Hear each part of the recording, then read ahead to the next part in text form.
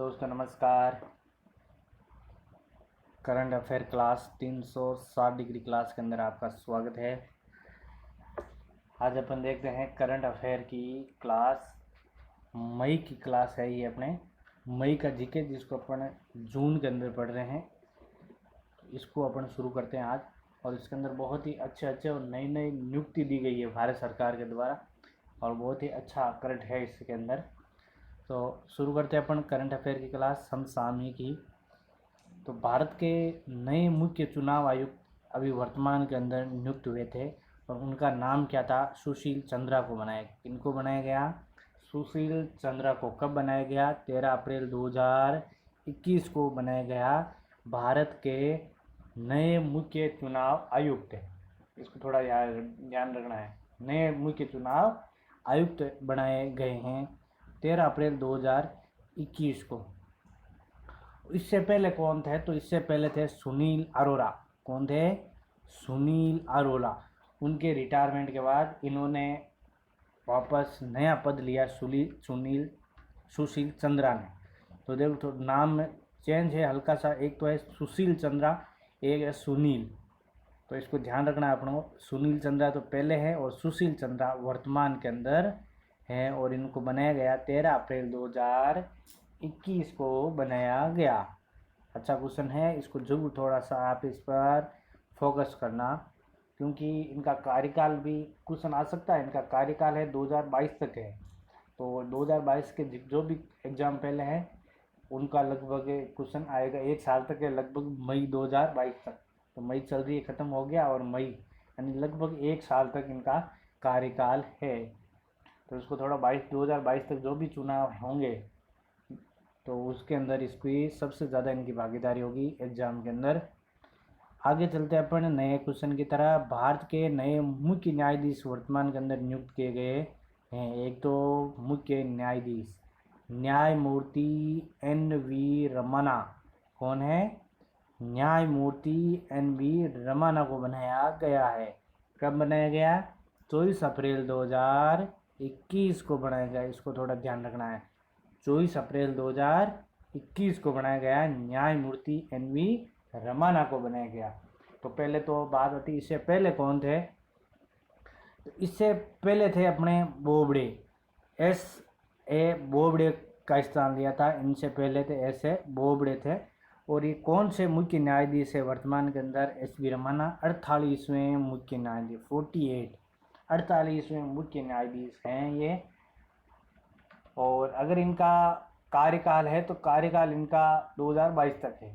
26 अगस्त 2022 तक इनका कार्यकाल है, लगभग 1 साल तक। 1 साल 3 महीने कुछ कार्यकाल है इनका। तो इनको भी ध्यान रखना है, क्योंकि ये भी अच्छे क्वेश्चन की तरफ ये अपन को जा रहा है और अच्छा क्वेश्चन भी है। तो इनको थोड़ा सा आपको ध्यान रखना है। और ये कहाँ से है? आंध्र प्रदेश उच्च न्यायालय के अंदर ये कार्यवाहक रहे थे, वहाँ से इनको उठाया गया आंध्र प्रदेश। इनके वर्तमान के अंदर ये दिल्ली के अंदर ही थे, दिल्ली उच्चतम न्यायालय के अंदर। तो वहीं पहले ये आंध्र प्रदेश उच्च न्यायालय, क्योंकि जब भी आप सर्वोच्च न्यायालय के मुख्य न्यायाधीश बनाया जाता है तो वो किसी राज्य के अधीन उच्च न्यायालयों के अंदर काम किया, वहाँ पर एक्सपीरियंस का बंदा चाहिए। तो ये पहले आंध्र प्रदेश उच्च न्यायालय के अंदर थे, और वहाँ से ये आगे यहाँ पर। तो अच्छा क्वेश्चन है ये अपने, तो क्वेश्चन आ जाए। तो अपन जब भारत का संविधान पढ़ते हैं उसके अंदर मैं आपको अलग से बताऊंगा उच्च न्यायालय, राष्ट्रपति, इनकी शक्तियाँ, राज्यपाल, वो भी अपन एक सीरीज लाएंगे। और अच्छे क्वेश्चन ओल्ड पेपर के बेस पर आधारित हो गया उसको पेपर, और अच्छे क्वेश्चन बनेंगे उससे भी। फिर चलते हैं अपन आगे। इन्होंने NCB बोबड़े का नाम वहाँ पर जगह ली थी। आगे अपने बहुत ही अच्छा क्वेश्चन, महाराष्ट्र भूषण पुरस्कार। अच्छा क्वेश्चन है, कई बार क्वेश्चन आ रखा है महाराष्ट्र भूषण पुरस्कार के संबंधित। तो महाराष्ट्र भूषण पुरस्कार 2020, ये 2020 का पुरस्कार है। ये किसको दिया गया था? गायिका कौन है? आशा भोसले को दिया गया था। अच्छा क्वेश्चन है, आशा भोसले को दिया गया महाराष्ट्र भूषण पुरस्कार। किसको दिया गया? आशा भोसले को दिया गया। 2020 का है ये। फिर आती है अपनी बात 67वें फिल्म पुरस्कार दिए गए हैं। 67वां 67वां उसके अंदर सर्वोच्च अभिनेता कौन है और सर्वोच्च अभिनेत्री कौन है, इसके अंदर बहुत ही अच्छा क्वेश्चन मिलता है। ये 67वां है, 66वां 2020 के अंदर दिया गया था, मुंबई के अंदर वितरित हुआ था 66वां। तो इसको भी ध्यान रखना है आपको। 66वां 2020 का था और वो कहाँ पर हुआ था, मुंबई के अंदर। वो दिया कब, वो 2021 के अंदर दिया गया था, इसको ध्यान रखना। और ये अपने हैं 67वां। इसका भी वर्तमान के अंदर पुरस्कार कहीं समारोह नहीं हुआ है, लेकिन इसकी सिर्फ घोषणा हुई है। तो समारोह कोविड की वजह से दिया नहीं गया, तो इसकी जगह आएगी जब भी होगा। तो एक बार अगले सीरीज के अंदर जब भी अपने होगा उसके अंदर मैं आपको एक बार और बता दूंगा। तो इसको ध्यान रखना है। 66वां कहाँ हुआ था, मुंबई के अंदर। अभी एक एग्जाम उसके अंदर बताया था, जो पिछला 66वां से जो पहला हुआ था 65वां, वो हुआ था गोवा के अंदर, उसका क्वेश्चन आया था। और ये अपने 67वां 67 है, तो 66 कहाँ हुआ, मुंबई के अंदर। और ये कहाँ होगा, इसका अभी प्रस्तावित है, कहीं नहीं है, क्यों कोविड के अंदर इसका टाल दिया गया पुरस्कार वितरण समारोह। इसलिए जब भी वितरण समारोह होगा तो मैं आपको ज़रूर बताऊंगा। तो इसके अंदर सर्वश्रेष्ठ अभिनेत्री इनकी घोषणा की। तो सर्वश्रेष्ठ अभिनेता पहले तो बात करते हैं। सर्वश्रेष्ठ अभिनेता, सबसे सर्वश्रेष्ठ अभिनेता किसको बनाया गया, तो मनोज वाजपेयी इनको दिया गया। मनोज वाजपेयी को सर्वश्रेष्ठ अभिनेता बनाया गया। और इनकी एक हिंदी फिल्म है, कौन सी, भोसले। और भोसले को दिया गया। एक इनके साथ है धनुष। जो धनुष है वो दक्षिणी भारत से संबंधित, तमिल फिल्मों से संबंधित है। किससे संबंधित है, तमिल फिल्म। तो श्रेष्ठ अभिनेता कौन है, दो, एक तो मनोज वाजपेयी जो भी अपने बॉलीवुड के अंदर है, और एक है धनुष। धनुष अपने तमिल फिल्म है। उस तमिल फिल्म का नाम है ए सूरन। ए याद रखना, ए सूरन।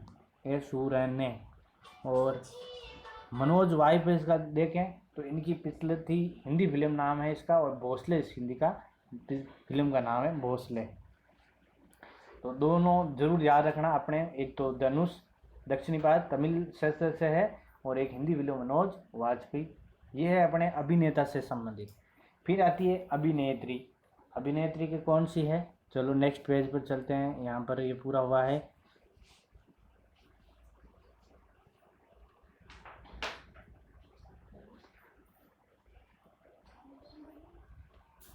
तो श्रेष्ठ अभिनेत्री पूछ ले तो कौन, कंगना रनौत। कंगना रनौत है ये श्रेष्ठ अभिनेत्री, इसकी घोषणा की गई है।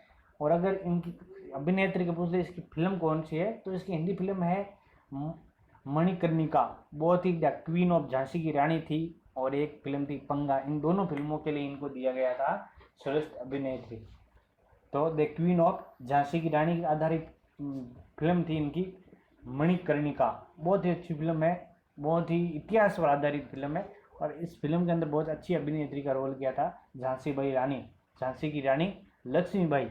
उनके बहुत, आप जब झांसी की रानी की आप जो कविता सुन के, खूब लड़ी मर्दानी वो तो झांसी वाली रानी थी, बहुत ही फेमस कविता है, उसका उन्होंने रोल किया था, और उनके लिए बेस्ट अभिनेत्री का पुरस्कार दिया गया था। बहुत अच्छी फिल्म है, आप जरूर कभी मौका मिले तो जरूर देखना। इतिहास पर आधारित जो भी क्वेश्चन बनते हैं वो लगभग फिल्मों से कहीं आप जरूर देखना। इतिहास से संबंधित क्वेश्चन जरूर देखनी चाहिए। बाकी ये आइडल वाइडल कुछ नहीं है, जो आइडल मानते हैं ऐसा कुछ नहीं होता। आइडल आप मानो तो खुद को मानो। आप जब भी आपको खुद पर विश्वास होना चाहिए तो आप आगे जाओगे। अगर आपको खुद पर ही विश्वास नहीं है तो आप कहीं नहीं जा सकते। पहले आपको आगे जाने के लिए किसी क्षेत्र के अंदर, पढ़ाई के अंदर, कोई भी काम, आपको खुद पर विश्वास होना चाहिए। स्वयं पर जब भी विश्वास होगा आप हर कार्य कर सकते हो। चलो अपने आगे चलते हैं। बंगबंधु कौन है, बंगबंधु शेख मुजीब उर रहमान, बांग्लादेश को मरणोदय। ये कहाँ का है, शेख मुजीब उर रहमान, बांग्लादेश। इसको कहते हैं बंगबंधु, इसको जरूर याद। शेख मुजीब उर रहमान ये बांग्लादेश के संबंधित है, और इनको मरणोपरांत, अच्छा क्वेश्चन है, 2020 का गांधी शांति पुरस्कार दिया गया। भारत सरकार के द्वारा दिया जाता है, ये ध्यान रखना। गांधी शांति पुरस्कार 2020 है। 21 का और बताऊंगा मैं, 19 का भी बताऊंगा, लेकिन ये अपने पहले इम्पोर्टेंट है, क्योंकि वर्तमान के अंदर प्रधानमंत्री मोदी जी की यात्रा हुई थी बांग्लादेश, कोविड की समथिंग हुई थी अभी। तो उस क्षेत्र के अंदर, उस यात्रा के अंदर जब उन्होंने बांग्लादेश के जो पहले राष्ट्रपति है फिर प्रधानमंत्री भी बने थे इनको। ये जो बांग्लादेश के वर्तमान के अंदर प्रधानमंत्री कौन है? प्रधानमंत्री वर्तमान प्रधानमंत्री है, उनके पिता थे। कौन थे? उनके पिता। तो उनका नाम क्या था? शेख हसीना। याद है आपको? थोड़ा सा आपको जब मैं बोलूं नहीं बताऊं तो आप दिमाग पर जोर डालो, फिर आपको अच्छे से याद है। इनकी पुत्री एक शेख हसीना जो वर्तमान के अंदर बांग्लादेश के प्रधानमंत्री है, उनको दिया गया। तो इसको थोड़ा ध्यान रखना है आपको। ये बांग्लादेश का प्रधानमंत्री कौन है अभी वर्तमान? शेख हसीना इनके पिता थे। और इनके पिता को गांधी शांति पुरस्कार दिया गया 2020 का मरणोपरांत दिया गया। बहुत ही अच्छा क्वेश्चन है। ये बांग्लादेश के प्रथम राष्ट्रपति थे और बाद के अंदर प्रधानमंत्री भी बने थे। थोड़ा इसको भी आपको ध्यान रखना है। फिर बात आती है 2019 की। पहले दिन के बाहर के अंदर इतिहास देख लेते हैं कि ये शेख मुजीब कौन थे। तो इनको बांग्लादेश का जनक कहा जाता है। तो क्वेश्चन आ जाए बांग्लादेश को जनक, क्योंकि ये वर्तमान के अंदर चर्चित है और प्रधानमंत्री द्वारा इनको गांधी शांति पुरस्कार दिया गया है। तो बांग्लादेश का क्वेश्चन आ सकता है, बांग्लादेश का जनक किसको कहा जाता है? शेख मुजीबुर रहमान को कहा जाता है। ये पुरस्कार भारत सरकार द्वारा दिया जाता है। ये तो प्रशस्ति पत्र और 1 करोड़ रुपए की राशि दी जाती है इसके अंदर। ये भी ध्यान रखना आपको, क्योंकि बेसिक नॉलेज कहीं ना कहीं काम आता ही है। फिर आता है शेख मुजीब बांग्लादेश के प्रथम राष्ट्रपति भी थे और बाद के अंदर ये प्रधानमंत्री भी बने। और 15 अगस्त 1975 को इनकी हत्या कर दी गई थी। 15 अगस्त 1975 को इनकी हत्या कर दी गई थी। तो समझ में आया आपको दोस्तों? बहुत ही अच्छे अच्छे क्वेश्चन है ये। और ये क्वेश्चन वर्तमान भविष्य के अंदर जो भी एग्जाम होगा उसके संबंधित आपको क्वेश्चन आ सकता है। तो फिर अगर चलते हैं पढ़ने, जो 2019 का भी अभी दिया गया था, 2019 का गांधी का शांति पुरस्कार, गांधी शांति पुरस्कार किसको दिया गया? ओमान के, एक ओमान नाम का देश है, जरूर रखना। ओमान के पूर्व सुल्तान थे कौन? काबूस बिन सैद अल सैद। याद रखना, काबुल बिन सैद अल सैद, इनको दिया गया था। कहाँ पर? ओमान के कब के? ओमान एक देश है, उनके पूर्व सुल्तान थे कौन? काबूस, उनको दिया गया। बहुत ही अच्छा क्वेश्चन है, जरूर ध्यान रखना आप इसका। आप जब करंट पढ़ो तो इसको थोड़ा सा डीप के अंदर आप चल जाना चाहिए, क्योंकि क्वेश्चन कहीं से पूछ जाता है। और आप जब ऊपर से पढ़ोगे तो भूल भी सकते हो, लेकिन डीप से पूछो कुछ ना कुछ उसके अंदर याद रहेगा आपको, कुछ ना कुछ। आप 10 अगर एक ही चीज़ पढ़ोगे तो एक भूलने का चांस है। आप 5 चीज़ पढ़ोगे तो 5 में से एक चीज़ तो याद रहेगी। तो उसके आधार पर आप 500 चीज़ें वापस याद कर सकते हो। और याद करने का बेस्ट तरीका यही है, आप जब भी कोई चीज़ याद ना हो तो आप एक चीज़ मत पकड़ो, कोई बात नहीं, जो ये चीज़ याद नहीं उसके डीप के अंदर 1-2 चीज़ और पकड़ो। उनको उन 5-2-3 जैसे अपन को कोई एक चीज़ है उसकी याद नहीं हो रही है कि हार्ड है, तो आप उसके थोड़ा डीप के अंदर लिख लो। 5 चीज़ हो गई या 3-4 ही हो गई, तो उन चारों को बार बार पढ़ो।